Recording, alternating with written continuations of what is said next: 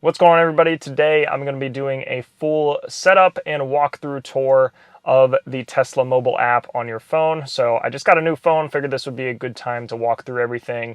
You will need a couple things for this setup. First off, you're definitely going to need the Tesla key card that came with your car, and you will also need the Tesla app downloaded on your phone. So before you watch this video, definitely make sure you have both of those ready. And once that is downloaded, we'll go ahead and open that. And we're greeted with the main page on the Tesla app. And we'll go ahead and sign in here with our Tesla credentials. So I'll plug in my email address and then my password. And since I have two-factor authentication on, I've got to open up my Authenticator app and plug in that code as well to get signed in. And now we are into the Tesla app. We're all set up here, but definitely the first thing we want to do is set up our phone key so we don't have to carry around this key card anymore just to get into the car. So on the app, you'll just click on this set up phone key button here, and I'm going to allow Tesla to use the device location all the time, so while using the app, and I'll just set pair now. And now it's communicating with the car, and it says to swipe your key card now. So I'm going to swipe that. And it is now connected. And we'll get that notification that the SIBS S22 Ultra has been set up as a phone key. And once that phone key is connected, you'll actually see it under the main menu here. If you go to locks, you can see which key is actually active, and you can see my phone key there. SIBS S22 Ultra is connected and active. If we switch my driver profile to myself here, if we switch to Alex, I'll adjust my seat here, you can actually sync a driver profile to a key from here. So since I use my S22 Ultra every day to get in my car, I want it to sync to my driver profile. So if I click that right there, it'll actually sync me as Alex to my phone key. So anytime I hop in the car with my phone, it knows it is me getting in the car, adjusts the seat to my liking. But for example, if my fiance Mallory hops in the car with her iPhone, her driver profile is synced to her iPhone. So when she hops in the car, it syncs to her driver profile, gets her seat all adjusted how she likes it, and she's all good to drive. And now we are all paired with the car now, and we can see all the car status in the app. So first off, you'll see at the top, this will actually mimic the live view of the car. So if I were to open my door or leave my door open, it'll actually show that in the app, which is pretty cool. Go ahead and close that though. And so let's walk through the app first off. At the very top, you'll see the name of your car. My car is named Flux, so you'll see the name at the very top. You also see the current battery status and state of charge of the battery. You can either see it in percent, or if you tap on that, it'll actually switch to miles if that's what you prefer. I like percent a little bit better. And you can also see the current status of the car. So right now it is just parked, so we'll see parked at the top, but if we start driving around, which I'll show in a little bit, that status will actually update. Then we've got our quick controls. So these four icons right here are customizable, and you can change these to whatever you'd like. So if you press and hold on any of these, we can now customize this top row. So how I like to have it set up is the lock and unlock at the very top left. I like that. I like having the climate all the way over on the far right. And then I like having the front trunk up there as well, because you cannot open that very easily from outside the car. So I like having that shortcut there. And then I also like having Sentry Mode up here. So Sentry Mode can be a big battery drain, so being able to quickly toggle that on or off if I need to, I like seeing the status of that there. We've also got shortcuts for opening the charge port, flashing our lights, honking the horn, defrosting the car if you do live in a colder climate, starting the car remotely. So if you need to have somebody else drive your car, you can actually remotely let them do that. Summon for summoning your car to yourself, or forward and backward out of spots, opening the trunk, and venting the windows. So we will save that because that is the configuration I like right there. Right below that, we'll see media controls. So if you're currently playing media in your car, you can actually adjust those from the app. So if you're away from your car, or maybe you're sitting in the back seat or something like that, and you need to adjust controls while you're a passenger, you can do that via the app there. You can adjust volume, skip, play pause, all that fun stuff. You'll also see if you have any software updates available. Those will pop up in the app here. Right now it's just telling me I have a software update, and you do have to be connected to Wi-Fi in order to download that software update. So I am not connected to Wi-Fi right now, so that's why it is not downloaded yet. Usually it'll just do that automatically if you do have Wi-Fi at your home and you're connected every night. Moving on to controls, we've actually got a few controls here. We've got the ability to lock and unlock the car. So see, I just locked it there, and we can also unlock it. We've got controls to open the frunk. So if I click that, it will pop the frunk. And we've also got controls for opening the trunk. So if we click that, we'll hear the frunk open behind us. And then there's also a button down here at the bottom left to open our charge port. So if we click that, it will open our charge port. We've also got options to flash our lights. They just do a quick flash there, honk the horn, and start the car. So if you do that, it'll enable keyless driving for 2 minutes. So within 2 minutes, if somebody hops in your car, they can press the brake, select a gear, and get driving without the key card or the app. So if you are letting a family member drive for a little bit and just need them to go grab your car or something like that, they can do that. But we'll stop that. I've also got controls to vent the windows. So if you click that, you'll see all the windows around me. Just move down about an inch if you do need to vent them. You can also close them from here as well. So hit close and they'll all go back up. We'll go back to the main screen here.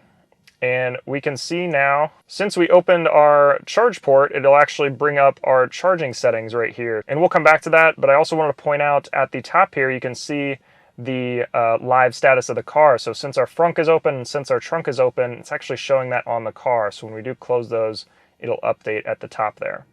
We're actually going to go plug in real quick and show you what that looks like and some of the additional settings you can change while you're actually actively plugged in and charging.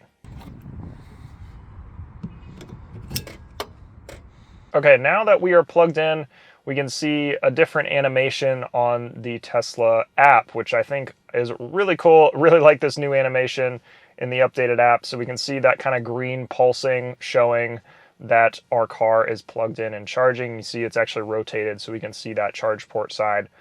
Now in the top left, we'll see that the battery icon is green, showing that we're actively charging with the lightning bolt there in our current state of charge in green as well. And instead of parked, it's now saying how long we have remaining to reach our charge limit. So that charge limit can be set in the Tesla touchscreen, but it can also be set in the app here just by clicking and dragging this guy around. So if we click on that and drag it to 90%, we'll see that time remaining in the top left actually adjust to a longer time.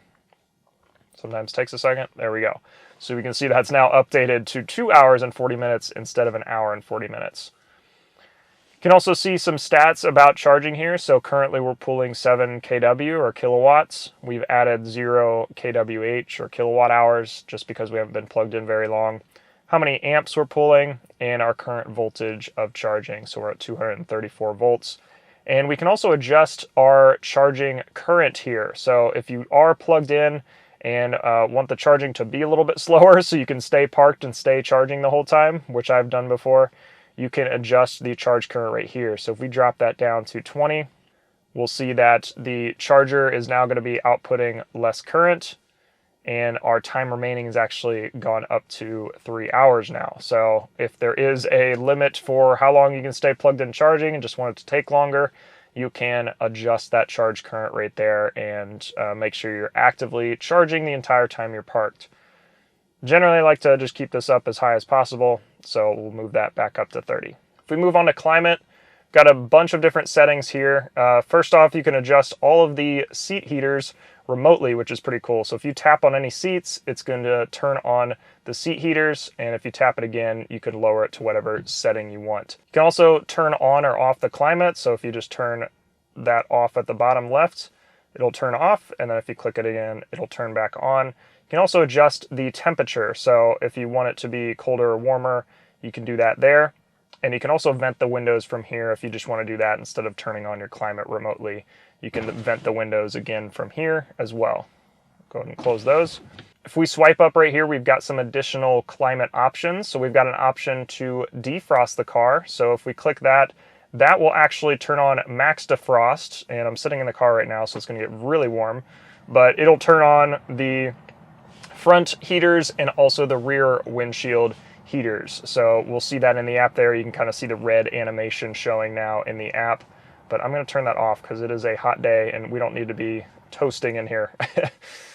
We've also got the option for cabin overheat protection. So since it is a hot day, we can turn this on and it will actually activate the climate if the cabin interior exceeds 105 degrees. So if we turn that on, the AC will actually kick on while it's really hot and keep the car below 105 so you don't come back to a blazing hot car if you forget to turn on the climate ahead of time. And there's two options here. You can either do the one with the HVAC on, so it'll actually blow cold air, or the vent option, which doesn't use AC, but just runs the fans to cool off the car a little bit.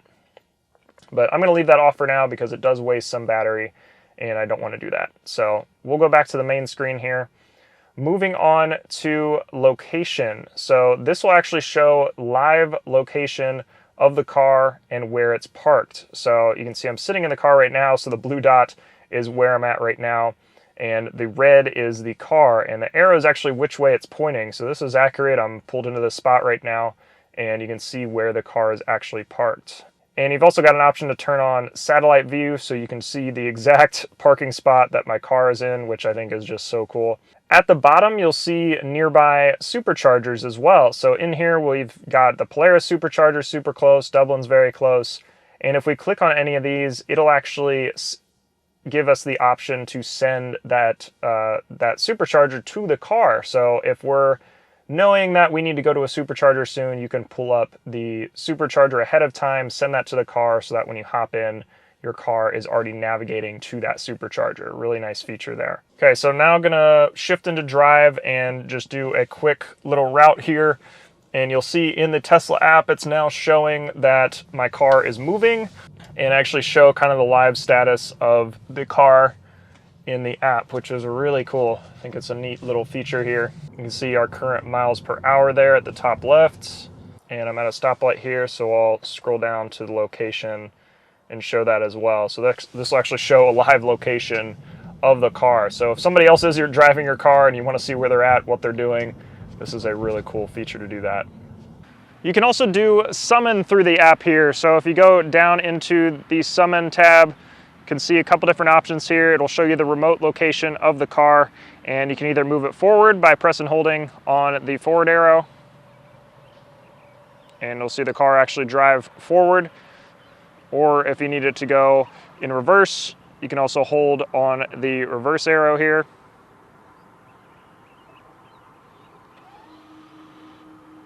And the car will back up a little bit. Maybe you need to back into a tight parking spot. You can do that from here. And you can also direct it around the parking lot. So by default, it's gonna drive to you, but if you move this little circle around on the map, let's say we wanna go back to this parking spot back here, we can press and hold on go to target, and the car is actually gonna back up and maneuver back into wherever you've directed it to go. So you can see it driving around the parking lot, trying to get to that spot. Definitely more of a gimmick right now, but pretty cool to show off if your friends do want to see it. Below summon there, we've got scheduling, and there's a couple different ways you can schedule things with the car. You can either schedule departure or you can schedule charging. So scheduling departure gives us the option to set the car kind of preconditioned and ready to go in the morning if you're somebody that's commuting to work every day. So we can set what time we want it to be ready to depart at. So we can set that for 8 a.m., for example. And we can also set it to precondition. So you can say, all week I want to precondition my car so it's ready to drive at 8 a.m. So whatever the climate is set at, it will get it up to temperature or down to temperature if it's a hot day, and get the car ready to go. You can either choose to do all week or just weekdays if you just work Monday through Friday. You've also got the option here to schedule off-peak charging. So if you live in an area where electricity rates are lower overnight, you can set the time that those off-peak rates end so that your car is charged up during that time versus charging during peak hours where it might cost more. And again, you can either do that all week or just on weekdays, depending on how you want to set it. Can also enable scheduled charging. So if we enable that, we can set the car to start charging at a certain time. So if we don't want the car to start charging until 1 a.m. after we plug in, then we can do that in here, and it will still make sure that the car is charged up in time for that 8 a.m. departure. So between those two, you can kind of schedule your charging and hopefully save some money if you live in an area where charging rates are different. So we'll go and turn all that stuff off since I don't want that on right now. If we move on to security, we've got a couple different options in here. You can see that what is currently connected to the phone. So you can see the Sibs S22 Ultra, the phone I'm on right now, is connected to the car, and we can enable Sentry mode now as well. And we can also view the live view camera from here. So if we do that, I'm going to allow voice recording as well. And we actually have to adjust a setting in the car to enable this. So if we go to safety and turn on this toggle to view the live camera via mobile app, just turn that on. I wasn't able to get this feature working when I was out recording this video, but I did record this little screen recording while my car was parked in the garage. So you can see that you can view the live cameras. It was dark in my garage at the time though, so you're not going to see a lot, and you can poke around on the different sides of the car to see different views. You've also got the option in the bottom left to honk the horn, and the option in the bottom middle to flash the lights. The bottom right is the microphone, so if you do want to send voice messages to the car and blast them out via the boombox, you can do that, and it actually pitches your voice down to make it sound a little bit scarier. Still in the security tab here, we've also got the option for valet mode. So if we turn that on, that will actually put the car in a mode where valet can use it, and you're not worried about them possibly stealing anything or going over the speed limit or changing any settings in the car. So in valet mode, the car is a lot more locked down. And generally, I think this is a good thing to do if you do have somebody driving the car that doesn't drive it very often. So we'll go ahead and turn that off. You can also manage drivers from here. So if you do have family members or your spouse or anything like that, that you also want to give access via the app to your car, you can do that in here. You can either add them or remove them. If you do add a driver, you can create an invitation, and you basically just send them a link to say, hey, I'm giving you access to my car, and if you click this link, you can sign up and get access to it. So that is pretty cool, but I'm going to cancel that invite so that somebody doesn't randomly gain access to my car. So that is about all in the security tab. We'll go back to the main screen and move on to charging stats here. So this is a really cool new screen they've added to kind of compare your costs of potentially what it would have been in gas to what you're paying for charging. So you can see kind of my charging activity here. I've done 36% at home, 47% supercharging, and 17% other charging, or kind of away from home, other non-supercharging. So you can also adjust some of this stuff so that your costs are more accurate. So if I scroll down to the bottom here, I can change my settings and change my rate plan for at home. So you can actually look up whatever rate you have at home, or you can just enter it in manually. But you can also set other location costs so that it can more accurately determine what you're paying for charging. So if you have a place that you go to frequently and you know how much that charging costs that is not a supercharger or not at home, you can enter that in here, and it'll kind of better estimate how much you're spending on charging. So you can see my average costs here at home are 14 cents, others 14 cents, and supercharging is actually 0. I've got a lot of free supercharging, so I've been utilizing that a lot. And you can see over the past 31 days how much it's estimating I have spent. This doesn't directly integrate with your utility or anything like that, or any other charging apps. This is an estimate, but it does a pretty good job and is cool information to see here. And then it's also got some gas savings, which I think is a great thing to have right now, especially with how crazy gas prices have been, seeing how much you're actually saving by driving an EV compared to a gas equivalent vehicle. So that's about all on the charging stats screen. We'll go back and look at upgrades now.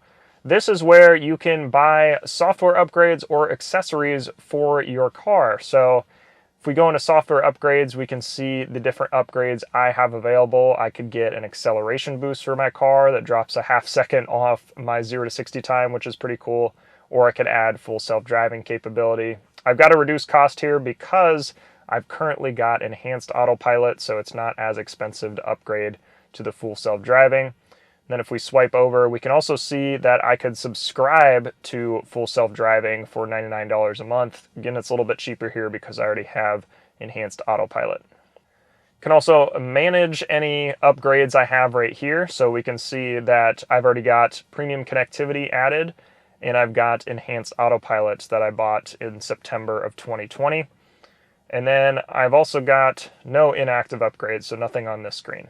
I've also got this toggle at the bottom for in-car upgrades, and I believe if we turn this off, that means I can actually upgrade things via the touchscreen versus the app. So I'm actually going to leave that on because I don't want somebody hopping into my car and accidentally spending thousands of dollars. I'd rather do that via the app on my own account. If we go into accessories, it actually knows which car you're driving and which car you have synced to the app, so it'll actually pull up Model 3 specific accessories that you can buy direct from Tesla. And this is just kind of a storefront. You can scroll through and find anything you might need direct from Tesla for your car. And then if we go all the way back to the main screen again, if we go into service, we've got the option to request service here. So this is how you handle all service or maintenance requests through Tesla. You do everything through the app. They generally don't take phone calls. They don't take online requests. It's all through the app, so you would have to request service here.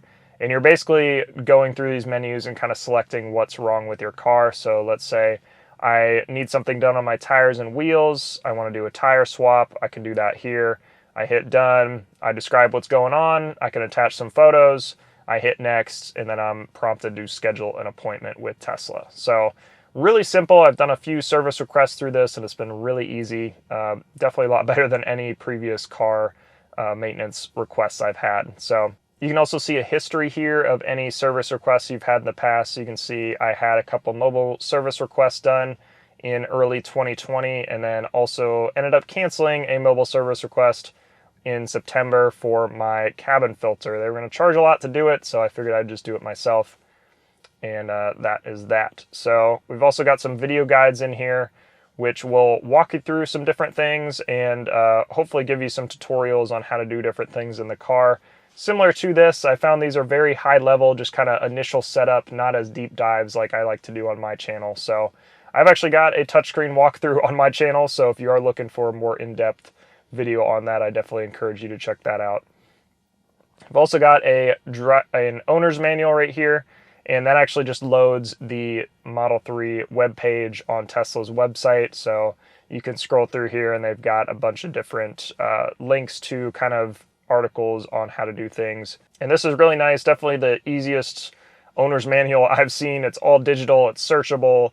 There's a lot of good images in here, so really good job by Tesla here, and definitely recommend checking this first if you do have any problems with the car or looking to learn something about how to do anything in the car. It has been very helpful. We'll go back there, and then we've actually got a separate thing here for roadside assistance. So if you're, I believe it's 4 years from the date of purchase, you get free roadside assistance, and you can click that and basically tell them what's wrong with the car. So if you've got a flat tire, for example, you can tell them then what type of wheels or tires you have, and then you can schedule or request roadside assistance immediately if you've got an issue. So doing this is a little bit more expedited than a normal service request, so they definitely prioritize those so you're not stranded on the road. Go back there, and at the very bottom of the app, we've then just got some basic information about the car. You can see I've got the Model 3 dual motor. I've got 32,747 miles, my VIN number, and then my software version at the very bottom. And that is the car software version, not the app software version. And then if we hit view details, we can see some additional specs and information about the car. So you can see I've got enhanced autopilot, I've got regular autopilot, my interior, my car color, my interior type, what type of wheels I have on, what type of trim I have. I have the long range all-wheel drive, and then my supercharging status. So I've got supercharger network access and pay-as-you-go supercharging.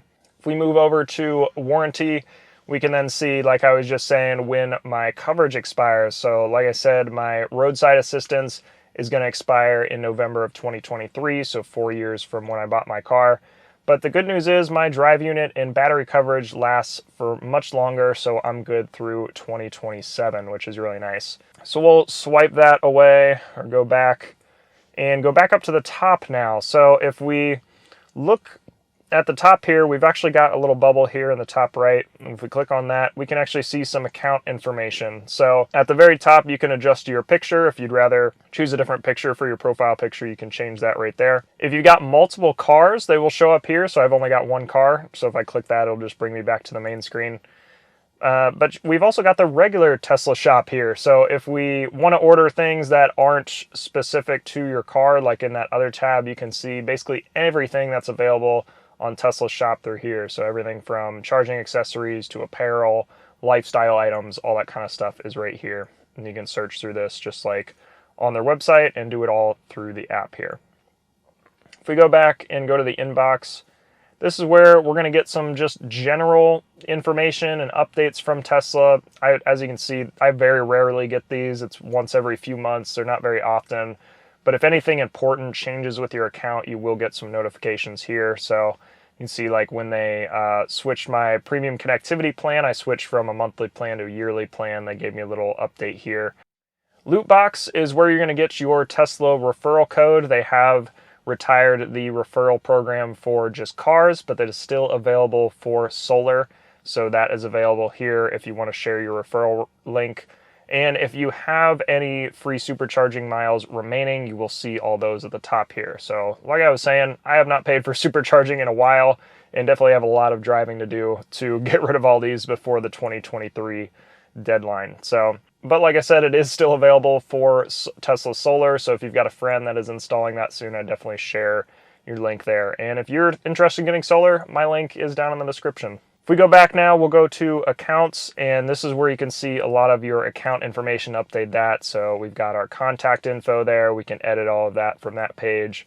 We've got our wallet where we can add payment information for supercharging or the Tesla store. We've got our order history here, so we can see a list of all the items we've ordered from the store, when they were delivered, all that kind of fun stuff. If you've made any orders direct from Tesla. Charging history.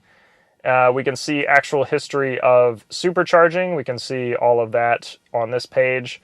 And we can also see our payment for supercharging and our billing address, all that stuff we can update on that page as well. Go back a little bit. And then we've got security and privacy. This is where we can add multi-factor authentication, update your email or password, all that kind of fun stuff. So that is where that all happens. If we go back now, we can change some settings in here, and I actually need to turn on calendar sync. So I would definitely recommend this if you're somebody that drives your car a lot for business and have a lot of appointments and stuff you're driving to. This is really nice because in the car touchscreen, you can actually see what appointments are, what addresses are, quickly navigate to them, and it all syncs through your phone. So I keep everything in my Google Calendar, and having that pop up when I hop in the car is quite helpful. Can also adjust notification settings for the app from here. So if you've got multiple vehicles, you can select which vehicles you want to get notifications from. You can make sure that your car alarm is on here. So if your car alarm does go off, you actually get an app notification besides just your car making a ton of noise. You can also adjust charging notifications. So I like to have all of these on so I know when charging is started, completed, or if it gets interrupted for some reason, I get a notification about it. Software updates, so you'll get a notification if you have a software update pending. And then climate notifications, so both for cabin overheat and preconditioning. So if you do precondition your car, close the app, it will give you notifications saying, hey, your car is preconditioned and ready to go. We'll back out of there. And the only few things that are left are adding any products. So if you do have additional Tesla products you need to add, you'll add them through here. Powerwall is the only option right now, it looks like. And you've also got help right here. So just some additional Tesla support right here. And you can search through this if you do need to find an answer for something that isn't as easily found. And then all that's left here is we've got the option to sign out, which I'm not going to do. I've already signed back in. We've got our email for our Tesla account at the bottom, and we've also got the app version at the very bottom as well, along with the privacy notice and any acknowledgements. So I think that's it for walking through the whole Tesla app. If I missed anything here, definitely let me know down in the comments below. But that'll do it for this video. Thank you so much for watching, and I will catch you in the next one.